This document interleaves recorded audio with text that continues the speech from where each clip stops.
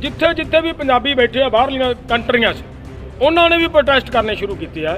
ये सवाल ही नहीं पैदा होंदा कि सरकार नूं ना मतलब कानून वापस लैने पैण, मजबूर कर देंगे कि सरकार इन्हां कानूनों नूं वापस लवे और असीं जिन्ना चिर वापस नहीं होंदे उन्ना चिर अंदोलन भी जारी रहेगा, चाहे कुछ भी।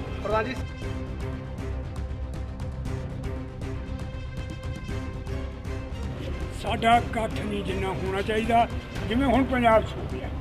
हुण तां तुसीं ये कह लो असीं कंध ते चढ़ गए हां। हुण तां गलबात की गल है, डल्लेवाल साहब खड़े ने, बाकी जीठे खड़े ने। हुण तां जिद्दण गलबात होई कहंदे पंजाबी कुर्बानियां तां दिंदा, गलबात 'ਚ हार जांदा।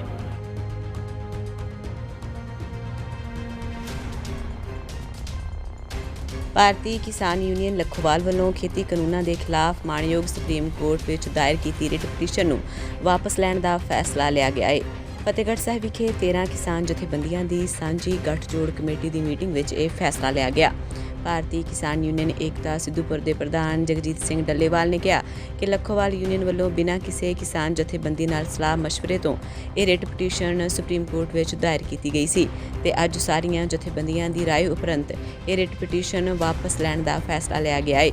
ਭਾਰਤੀ ਕਿਸਾਨ ਯੂਨੀਅਨ ਲੱਖੋਵਾਲ ਦੇ ਪ੍ਰਧਾਨ ਅਜਮੇਰ ਸਿੰਘ ਲੱਖੋਵਾਲ ਜਦੋਂ ਤੱਕ ਰਿਟ ਪਟੀਸ਼ਨ ਵਾਪਸ ਨਹੀਂ ਹੋਏਗੀ ਉਦੋਂ ਤੱਕ ਕਿਸੇ ਵੀ ਤਰ੍ਹਾਂ ਦੀ ਪ੍ਰੈਸ ਸਟੇਟਮੈਂਟ ਜਾਰੀ ਨਹੀਂ ਕਰਨਗੇ।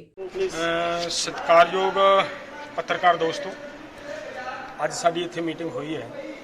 ਇਸ ਮੀਟਿੰਗ ਦੇ ਵਿੱਚ ਜਿੱਥੇ ਅਸੀਂ ਚੱਲ ਰਹੇ ਘੋਲ ਦੀ ਜੋ ਅੱਜ 31 ਜਥੇਬੰਦੀਆਂ ਵੱਲੋਂ ਸਾਂਝਾ ਮੋਰਚਾ ਚੱਲ ਰਿਹਾ ਹੈ ਇਹਨਾਂ ਆਰਡੀਨੈਂਸਾਂ ਦੇ ਖਿਲਾਫ, ਉਹਦੇ ਤੇ ਜਿੱਥੇ ਵਿਆਖਿਆ ਕੀਤੀ ਗਈ ਸਾਰੀ ਉਹਦੀ ਸਰਵੇ ਹੋਇਆ, ਉਹਦੇ ਨਾਲ ਸਾਡਾ ਇੱਕ ਬਹੁਤ ਵੱਡਾ ਅਹਿਮ ਮੁੱਦਾ ਬਣ ਗਿਆ ਸੀ ਸਾਡੇ ਲਈ ਕਿ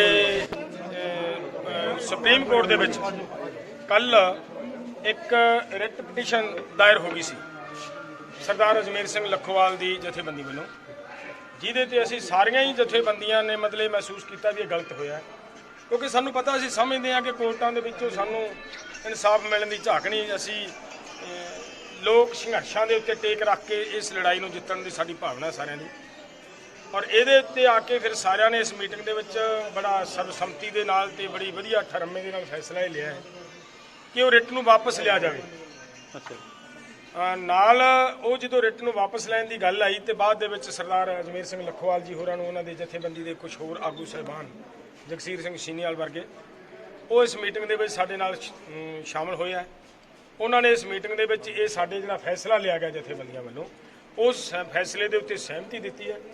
ਉਹਨਾਂ ਨੇ, ਲੱਖੋਵਾਲ ਜੀ ਨੇ ਬੜਾ ਜ਼ੋਰ ਦੇ ਕੇ ਇਹ ਗੱਲ ਕਹੀ ਹੈ, ਇੱਥੋਂ ਤੱਕ ਕਿਹਾ ਕਿ ਮੈਂ ਗੁਰੂ ਦੇ ਦਰਬਾਰ 'ਚ ਬੈਠਾ ਹਾਂ, ਅਸੀਂ ਬਹੁਤ ਛੇਤੀ ਇਹਨੂੰ ਮਤਲਬ ਅੱਜ ਹੀ ਅਸੀਂ ਇਹਦੀ ਪ੍ਰਕਿਰਿਆ ਸ਼ੁਰੂ ਕਰਤੀ ਹੈ ਔਰ ਇਹ ਜਿਹੜੀ ਰਿਟ ਹੈ ਇਹ ਅਸੀਂ ਕੱਲ੍ਹ ਤੱਕ ਮਤਲਬ ਵਾਪਸ ਲੈ ਲਾਂਗੇ। ਕੱਲ੍ਹ ਮਿਲ ਜੇ, ਪਰਸੋਂ ਮਿਲ ਜੇ, ਜਿੰਨਾ ਜਦੋਂ ਵੀ ਮਿਲਦੀ ਹੈ।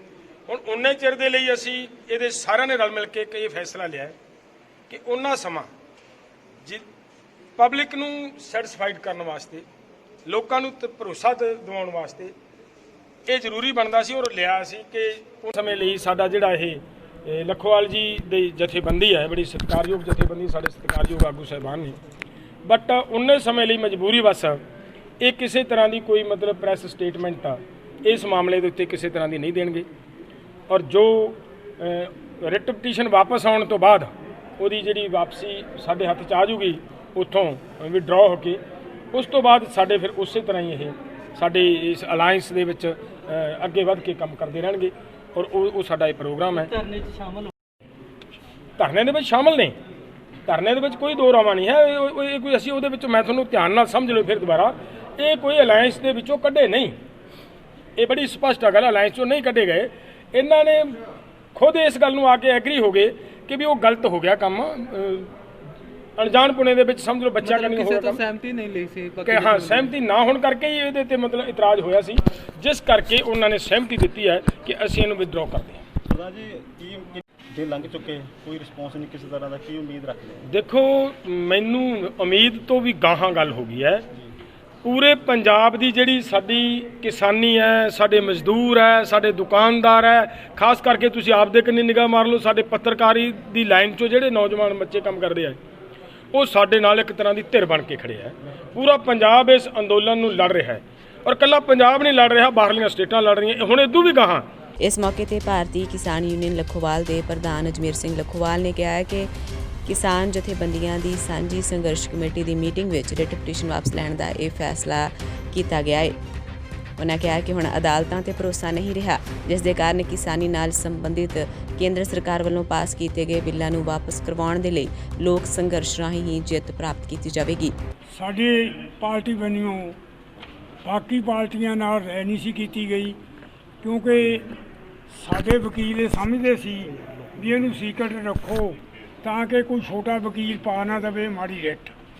ਘੁੰਮਣ ਬ੍ਰਦਰਜ਼ ਨੂੰ ਅਸੀਂ ਲੈ ਕੇ ਇਹ ਰਿਟ ਕੱਲ੍ਹ ਦਾਇਰ ਕਰਨ ਵਾਸਤੇ ਕਿਹਾ ਸੀ, ਅਜੇ ਉਹ ਰਿਟ ਦਾਇਰ ਨਹੀਂ ਕੀਤੀ ਗਈ।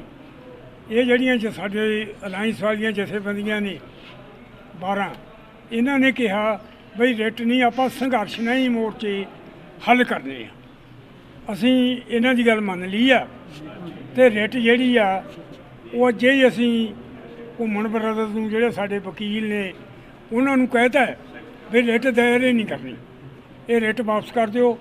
ਹੁਣੇ ਉਹਨਾਂ ਨਾਲ ਟੈਲੀਫੋਨ 'ਤੇ ਗੱਲ ਹੋਈ ਸੀ, ਉਹ ਕਹਿੰਦੇ ਇਹਦੀ ਕਾਪੀ ਛੇਤੀ ਭੇਜ ਦਾਂਗੇ, ਰਿਟ ਨਹੀਂ ਦਾਇਰ ਕੀਤੀ ਜਾਊਗੀ। ਸਰਕਾਰ ਜੀ ਕੀ ਗੱਲ ਤੁਹਾਨੂੰ ਹੁਣ ਵਿਸ਼ਵਾਸ ਨਹੀਂ ਜੀ ਕੋਰਟ ਤੇ ਕਿਸੇ ਤਰੀਕੇ? ਦੇਖੋ, ਕੋਰਟਾਂ 'ਤੇ ਕਦੇ ਵਿਸ਼ਵਾਸ ਨਹੀਂ ਹੁੰਦਾ। ਸਰਕਾਰਾਂ ਜਿਹੜੀਆਂ ਨੇ ਉਹ ਕੋਰਟਾਂ 'ਤੇ ਪ੍ਰੈਸ਼ਰਾਈਜ਼ ਕਰ ਦਿੰਦੀਆਂ ਨੇ, ਪਰ ਫਿਰ ਵੀ ਜਿਵੇਂ ਸਾਡੀ ਰਾਏ ਸੀ, ਇਹ ਜਥੇਬੰਦੀਆਂ ਦੀ ਗੱਲ ਮੈਂ ਸਿਰ ਮੱਥੇ ਮੰਨੀ ਆ, ਸਾਡੀ ਰਾਏ ਸੀ ਬਈ ਇਹ ਕਾਨੂੰਨ ਵਿੱਚ ਬੜਾ ਫਲਾ, ਜਿਵੇਂ ਵਕੀਲਾਂ ਨਾਲ ਡਿਸਕਸ ਕੀਤਾ ਗਿਆ, ਇਹ ਤੇ ਸਟੇ ਵੀ ਹੋ ਸਕਦੀ ਆ, ਇਹ ਤੇ ਕੇਸ ਜਿੱਤਿਆ ਵੀ ਜਾ ਸਕਦਾ। ਅਸੀਂ ਪਹਿਲਾਂ SYL ਦਾ ਕੇਸ ਵੀ ਲੜਿਆ ਸੀ, ਉਹਨੂੰ ਡਿਲੇ ਕਰਕੇ ਉਹ ਕੇਸ ਨੂੰ ਫਤਿਹ ਕੀਤਾ ਸੀ। ਇਹ ਤੋਂ ਪਹਿਲਾਂ ਅਮਰਿੰਦਰ ਸਿੰਘ ਨੇ ਮੀਟਿੰਗ ਬੁਲਾਈ ਸੀ, ਉਹਨੇ ਕਿਹਾ ਸੀ ਬਈ ਪੰਜਾਬ ਅਸੈਂਬਲੀ ਸੱਦ ਕੇ ਮੈਂ ਕਾਨੂੰਨ ਰੱਦ ਕਰ ਦੂੰ। ਹੁਣ ਉਹਨੇ ਥੋੜ੍ਹੀ ਜਿਹੀ ਯੂ ਟਰਨ ਲੈ ਲਈ ਹੈ। ਅਜੇ ਵੀ ਅਸੀਂ ਕਹਿੰਦੇ ਹਾਂ ਵੀ ਪੰਜਾਬ ਅਸੈਂਬਲੀ ਸੱਦੇ, ਜਿਵੇਂ ਰਾਜਸਥਾਨ ਨੇ ਕਰਿਆ, ਤੇ ਉਹਨੂੰ ਕੇਸ ਇਹ ਜਿਹੜੇ ਆਰਡੀਨੈਂਸ ਆ ਉਹ ਰੱਦ ਕਰ ਦੇਣੇ ਚਾਹੀਦੇ ਆ, ਪੰਜਾਬ 'ਚ ਲਾਗੂ ਨਹੀਂ ਹੋਣੇ ਚਾਹੀਦੇ ਜਿਵੇਂ ਰਾਜਸਥਾਨ 'ਚ ਹੋਇਆ। ਇੱਕ ਮੈਂ ਹੋਰ ਬੇਨਤੀ ਕਰਦੇ ਹਾਂ, ਅਸੀਂ ਇਹ ਵੀ ਸੋਚਿਆ, ਇਹ ਜਥੇਬੰਦੀਆਂ ਨਾਲ ਅਸੀਂ ਸਹਿਮਤ ਹਾਂ, ਇਹ ਕਰਨਾਟਕਾ ਤੋਂ ਵੀ ਰਿਟ ਹੋ ਚੁੱਕੀ ਹੈ, ਇਹ ਮਹਾਰਾਸ਼ਟਰ ਤੋਂ ਵੀ ਰਿਟ ਹੋ ਚੁੱਕੀ ਹੈ। ਸਾਡੀ ਜਥੇਬੰਦੀ ਆਪਣੀਆਂ ਸਾਰੀਆਂ 12-13 ਜਥੇਬੰਦੀਆਂ ਅਸੀਂ ਲੱਗੇ ਹਾਂ, ਅਸੀਂ ਹਿਊਮਨ ਰਾਈਟਸ ਵੱਲੋਂ ਆਪਣਾ ਇਹ ਕੇਸ ਪੰਜਾਬ ਦਾ UNO ਵਿੱਚ ਵੀ ਦਾਖਲ ਕਰ ਦਿੱਤਾ ਵੀ ਸਾਡੇ ਪੰਜਾਬੀਆਂ ਨਾਲ ਧੱਕਾ ਹੁੰਦਾ। ਇਹ ਤਿੰਨ ਜਿਹੜੇ ਕਾਨੂੰਨ ਨੇ ਤੁਸੀਂ ਚੰਗੀ ਤਰ੍ਹਾਂ ਪੁਲਿਸ ਵਾਲੇ ਜਾਣਦੇ ਹੋ, ਇਹ ਲਾਗੂ ਹੋ ਚੁੱਕੇ ਨੇ। ਸਾਨੂੰ ਪਤਾ ਹੈ ਬਈ 2-3 ਸਾਲ ਇਹ ਜਿਹੜੇ ਈਸਟ ਇੰਡੀਆ ਕੰਪਨੀ ਦੇ ਬੱਚੇ ਇੱਥੇ ਆ ਰਹੇ ਆ, ਅਡਾਨੀ ਅਬਾਨੀ, ਇਹ ਕਿਸਾਨਾਂ ਨੂੰ ਭਾਅ ਵੀ ਵੱਧ ਦੇਣਗੇ।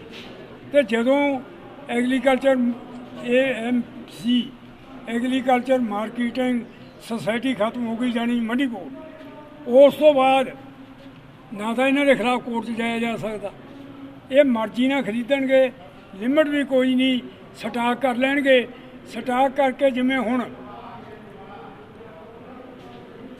ਸੇਬ ਸਟਾਕ ਕਰ ਲੈਂਦੇ ਨੇ, ਅਤੇ ਉਹ ਜਿਹੜਾ 4 ਰੁਪਏ ਕਿਲੋ ਆਪਣਾ ਸੇਬ ਖਰੀਦਦੇ ਆ, ਉਹੀ ਆਪਾਂ ਨੂੰ 100 ਰੁਪਏ ਕਿਲੋ ਮਿਲਦਾ। ਇਸੇ ਤਰ੍ਹਾਂ ਪਿਆਜ਼ 'ਚ ਵੀ ਹੁੰਦਾ। ਸਾਡੀ ਮੰਗ ਤਾਂ ਇਹ ਹੈ, ਸਾਰੇ ਸੂਬੇ ਤਿਆਰ ਹੋ ਰਹੇ ਨੇ। ਕੱਲ੍ਹ ਹਰਿਆਣੇ 'ਚ ਹਿਸਾਰ 'ਚ ਬਹੁਤ ਵੱਡੀ ਰੈਲੀ ਹੋਈ ਹੈ। ਸਾਰੇ ਸੂਬਿਆਂ ਨੂੰ ਤਿਆਰ ਕਰਨ ਦੀ ਕੋਸ਼ਿਸ਼ ਕੀਤੀ ਜਾ ਰਹੀ ਹੈ, ਕਿਉਂਕਿ MSP ਇਹ ਸਿਰਫ 2 ਫਸਲਾਂ 'ਤੇ ਪੰਜਾਬ ਹਰਿਆਣੇ 'ਚ ਦਿੰਦੇ ਆ। ਸਾਡੀ ਮੰਗ ਹੈ ਸਵਾਮੀਨਾਥਨ ਕਮੇਟੀ ਲਾਗੂ ਕਰੋ ਅਤੇ ਉਹਦੇ ਉੱਤੇ ਕੋਈ ਖਰੀਦੇ, ਜਿਹੜਾ ਪ੍ਰਾਈਵੇਟ ਵੀ ਆਵੇ ਖਰੀਦਣ, ਅੱਗੇ ਵੀ ਕੋਈ ਪਾਉਂਦੇ ਨਹੀਂ ਪ੍ਰਾਈਵੇਟ 'ਤੇ। ਸੰਘੀ ਢਾਂਚਾ ਜਿਹੜਾ ਸਟੇਟਾਂ ਦਾ ਵੱਧ ਅਧਿਕਾਰ ਆ, ਜਿਹਦੇ 'ਤੇ ਹੁਣ ਤੱਕ ਵੱਧ ਅਧਿਕਾਰਾਂ ਖਾਤਰ ਅਕਾਲੀ ਲੜਦੇ ਰਹੇ ਆ, ਹੁਣ ਕਿਸਾਨ ਆ ਗਿਆ ਇਸ ਗੱਲ। ਜੇ ਸੂਬਿਆਂ ਨੂੰ ਅਧਿਕਾਰ ਨਹੀਂ ਦੇਣੇ ਤਾਂ ਫਿਰ ਸੰਘੀ ਢਾਂਚਾ ਕਿਵੇਂ ਬਚੂਗਾ? ਅਸੀਂ ਬਾਕੀ ਸੂਬਿਆਂ ਨੂੰ ਵੀ ਨਾਲ ਲੈ ਕੇ ਇਸ ਗੱਲ 'ਤੇ ਵੀ ਆਵਾਂਗੇ। ਬੜੀ ਛੇਤੀ ਸਾਰੇ ਸੂਬੇ ਮੰਗਣਗੇ। ਅਸੀਂ ਕੋਸ਼ਿਸ਼ 'ਚ ਹਾਂ, ਸੰਘਰਸ਼ 'ਚ ਹਾਂ। ਅਸੀਂ ਕੋਸ਼ਿਸ਼ ਕਰਾਂਗੇ ਜਿੰਨੀਆਂ ਵੀ ਫਸਲਾਂ ਕਿਸਾਨ ਪੈਦਾ ਕਰਦਾ ਉਹਦੇ 'ਤੇ MSP ਅਨਾਉਂਸ ਕੀਤੀ ਜਾਵੇ। ਉਦੋਂ ਥੱਲੇ ਫਸਲ ਜੇ ਵਿਕੇ ਤਾਂ ਉਹਦੇ ਜਿਹੜਾ ਥੱਲੇ ਖਰੀਦੇ ਉਹਦੇ ਤੇ ਕ੍ਰਿਮੀਨਲ ਕੇਸ ਦਰਜ ਕੀਤਾ ਜਾਵੇ ਤੇ ਸੈਂਟਰ ਸਰਕਾਰ ਸਾਡੇ ਉਹਦੇ ਪੈਸੇ ਭਰਾਈ ਕਰੇ। ਅਜਮੇਰ ਸਿੰਘ ਲੱਖੋਵਾਲ ਨੇ ਕਿਹਾ ਕਿ ਕੇਂਦਰ ਸਰਕਾਰ ਦੀ ਮਾੜੀ ਨੀਅਤ ਦੇ ਨਾਲ ਹੁਣ ਈਸਟ ਇੰਡੀਆ ਕੰਪਨੀ ਵਰਗੀਆਂ ਵੱਡੀਆਂ ਫਰਮਾਂ ਵੱਲੋਂ ਧਾਵਾ ਬੋਲਿਆ ਜਾਵੇਗਾ ਅਤੇ ਉਹਨਾਂ ਵੱਲੋਂ ਕਿਸਾਨਾਂ ਦੀਆਂ ਜਿਨਸਾਂ ਦੇ ਮਨਮਰਜ਼ੀ ਨਾਲ ਭਾਅ ਲਏ ਜਾਣਗੇ। ਇਸ ਦੇ ਨਾਲ ਕਿਸਾਨੀ ਹੋਰ ਹੇਠਾਂ ਜਾਵੇਗੀ। ਲੱਖੋਵਾਲ ਨੇ ਕਿਹਾ ਕਿ ਕਿਸਾਨੀ ਮਸਲਿਆਂ ਨੂੰ ਲੈ ਕੇ ਬੁੱਧੀਜੀਵੀ, ਵਕੀਲ, ਯੂਨੀਵਰਸਿਟੀ ਦੇ ਪ੍ਰੋਫੈਸਰ ਅਤੇ ਪ੍ਰੈਸ ਇਸ ਸੰਘਰਸ਼ ਵਿੱਚ ਉਹਨਾਂ ਦੇ ਨਾਲ ਹੈ। ਉਹਨੇ ਵੀ ਸਪਸ਼ਟ ਕੀਤਾ ਕਿ ਰਾਜਨੀਤਿਕ ਪਾਰਟੀਆਂ ਤੇ ਉਹਨਾਂ ਦਾ ਕੋਈ ਵਿਸ਼ਵਾਸ ਨਹੀਂ। ਐਤਕੀ ਅਸੀਂ ਗੱਲਬਾਤ 'ਚ ਵੀ ਨਹੀਂ ਹਾਰਾਂਗੇ। ਬੁੱਧੀਜੀਵੀ ਸਾਡੇ ਨਾਲ ਨੇ, ਵਕੀਲ ਸਾਡੇ ਨਾਲ ਨੇ, ਯੂਨੀਵਰਸਿਟੀਆਂ ਦੇ ਪ੍ਰੋਫੈਸਰ, ਉਹਨਾਂ ਦਾ ਸਾਡਾ ਤਾਲਮੇਲ ਹੈ। ਔਰ ਜੇ ਮੈਂ ਇਹ ਕਹਾਂ ਸਾਰੇ ਪੰਜਾਬ ਦੀ ਪ੍ਰੈਸ, ਮੈਂ ਤਾਂ ਕਹਾਂ ਇੰਡੀਆ ਦੀ ਪ੍ਰੈਸ ਸਾਡੇ ਨਾਲ ਆ ਗਈ ਹੈ। ਆ ਮੇਰੇ ਗਾਉਣ ਵਾਲੇ ਵੀਰ ਆਪ ਮੁਹਾਰੇ ਸਾਡੇ ਨਾਲ ਆ ਗਏ ਆ। ਅਸੀਂ ਇਹਨਾਂ ਦੇ ਧੰਨਵਾਦੀ ਹਾਂ। ਸਿਆਸੀ ਪਾਰਟੀਆਂ ਤੇ ਚਾਹੇ ਕੋਈ ਵੀ ਆ, ਸਾਨੂੰ ਉਹਨਾਂ ਤੇ ਯਕੀਨ ਨਹੀਂ।